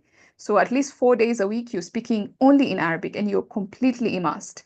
Everything you think about is Arabic. The teachers, they speak in Arabic. You ask questions in Arabic. You talk to your friends in Arabic. You're writing in Arabic. Your exams are in Arabic. Everything is in Arabic. Even when you're having your meals during lunchtime, you're discussing in Arabic. Like you're eating Arabic, sleeping Arabic. Like it's crazy. I was making a joke with my friend, like, when I was there, that even shaitan is doing waswasa in Arabic to me in Salah. Subhanallah. Like that's how much Arabic they put in you. And in 3 months and in 1 month, 3 weeks, you start actually improving. It's a really it's a good program. What did the entrance test for Aroma like? It's hard. It's hard. I recently took it and I thought because I'm at level 5, which is the second last level, I thought I'll be like I'll be advanced. I'll be like get a 95 and above. I only got 88. So yeah, it's a hard exam. It's not, but yeah, they make it hard so that they can identify which level you're in. And I think that's what I can say about the Aroma program. Yes, Hannah, you can go on. Assalamualaikum warahmatullahi wabarakatuh. I just wanna tell my gratitude and appreciation. Thank you so much for attending this halakah. We are Dreamers Indonesia and all the students of the Quran from Indonesia are very happy that you come to us here and as extending, we gather all around the world here. MashaAllah, Alhamdulillah, thank you so much. May Allah increase for you beneficial knowledge and keep sharing with all of us. And may all of us also have the same spirit like you to keep pursuit, to keep learning Quranic. Jazakallah khairan. Assalamualaikum.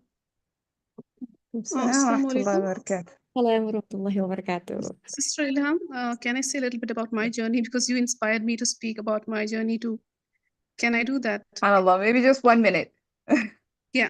Because the thing is that you picked up this topic, how Allah sees our intentions and answers our dua. So this is a little bit about it. So actually, I used to listen to the recitation of Quran at first, but then with time, I felt that I need to know what it says. So then I started searching on Google and I found audios from Ustad Numan. And I started listening to it, first with Baqarah and then Al Imran. And then being off it all the time. But in my heart, I felt all the time I need to know Quran same way. And I kept on asking Allah, Ya Allah, help me. Ya Allah, I want to learn Quran, help me. Then in 2020 during Ramadan, I listened to Surah Yusuf series from Ustad, which made me strong and more patient. And then my father passed away in 2 months because of COVID. And I was very close to my father. And had Allah would not have prepared me beforehand with Surah Yusuf, it would have been very difficult for me to navigate and come out of it. Then after 5 days of my father's demise, I saw a dream where I'm meeting Ustad and asking him, I want to learn Quran as you have learned, and he's giving me some books to read. So then I woke up that day straight away. I took my phone and I saw the notification from Ustad about learning Quran with him online. Subhanallah. So amazing, subhanallah. Like you were in Dubai and I'm in my small town in Kenya, and subhanallah, we are having similar experiences. It's truly amazing. Allahu Akbar. Thank you so much for sharing that. That was beautiful. May Allah make our dreams come true, and may Allah keep us on His path, and may Allah enable us to learn and understand and grow closer to Him through the Quran. And may Allah make the Quran the Rabi', the spring of our hearts, and the light of our hearts. Ameen ya Rabbal Alameen. I take it back to you guys. So maybe, Sister Ilham, we are reaching the end of our session. That's so sad. Actually, we want to learn more with you. We wanna get motivated from your story, your inspiration, and everything. But since we have limited time, maybe we can continue or next talk in the next session. But perhaps could you give us like one minute summary for everything that every precious thing that you shared today, please? Yeah, okay. So I'm probably just how to stay motivated. Or maybe I could just go to the slide. How to stay motivated. Make the right intention, or start with the intention. Know your purpose. Ask yourself your why. And you all did that exercise with me here today, so you know your why. Ask Allah. Make Allah your first priority. Every time you want to do something, go to Allah first. Have focus. Train yourself. This is not something that you just automatically have, something you work on, something you practice, something you train. Train yourself to be focused and go slow and go steady, bit by bit, step at a time. Do not overwhelm yourself. Just take it little bit by little bit. And then when you fall down, get back up. Realize that be merciful to yourself and be kind to yourself, and realize that you're a human being. So if you fall, and you will fall, just get back up and do it again. And of course, if you're thinking about starting the Arabic journey, start with buying a Dream Intensive and just work your way throughout. If you're looking at learning how to speak Arabic, I recommend that you join the Aromar program if you can. It's a very expensive program. If you can, join the Aromar program. Again, remember the deadline is today. If you cannot, just again ask Allah. Allah will open a way for you somewhere else. This is the only program I know, but I'm sure there's so many other programs out there. Ask Allah. Allah will bring the resource to your doorstep. I mean, I am in a small, like I mentioned, I'm in a small town in East Africa. How did I know about all this stuff? Allah brought it to me. Like, how else would I know all this stuff? Subhanallah. And again, make sure that you check out Quran.com and Quran Reflect. And if you have any reflections, post them on Quran Reflect. Check out also the Quran in a Year program where you can read every single day. You can read a portion of the Quran and just connect with the Quran as much as possible in English. Or if you want to read it in Arabic, you can read it in Arabic. But we have a beautiful PDF that we created for you guys so that you can engage with the Quran in a language that you understand every single day for the next 1 year until Ramadan. And I think we're going to end with the 5 lenses of Tadabbur. And this is just 5 of the many, many lenses in which you can do Tadabbur of the Quran. So Quranic worlds where you can just immerse yourself into the worlds of the Quran. Connection, how different ayat are connected to each other. General lessons, you can extract some lessons from it. Wording, why Allah used this word and not that word. Why here, why not there. And my experience finally, how does this ayah relate to my life? How can I apply it in my life? What experiences does it remind me in my own life? And with that, I think we can safely conclude with that summary. May Allah bless us and enable us to have knowledge. Ameen ya Rabbil Alameen. Ameen, Ameen, Rabbal Alameen. Alhamdulillah, MashaAllah. Thank you so much, Sister Ilham. It's such a pleasure to have you today, afternoon in Indonesia, and perhaps night and morning in some part of the world. Thank you for everything, and thank you to everyone who joined us today. If you would like to catch up some missing points, you may watch the recording, the live streaming in our YouTube channel, Noman Ali Khan Indonesia. You can always access it anytime you would like. May Allah help us to get closer to the book, inshallah. Until next time, we are sorry for any inconvenience that we are making. I mean, from the what is it? From our, I mean, from the moderator side. Yeah. So until next time, Assalamualaikum warahmatullahi wabarakatuh. Walaikum salam wa rahmatullahi wa barakatuh. Thank you so much, Sister Ilham and everyone. Inshallah, we'll see everyone soon again on the Quran learning together. Thank you so much, everyone. Assalamualaikum. Walaikum salam wa rahmatullah. Everyone may leave the room.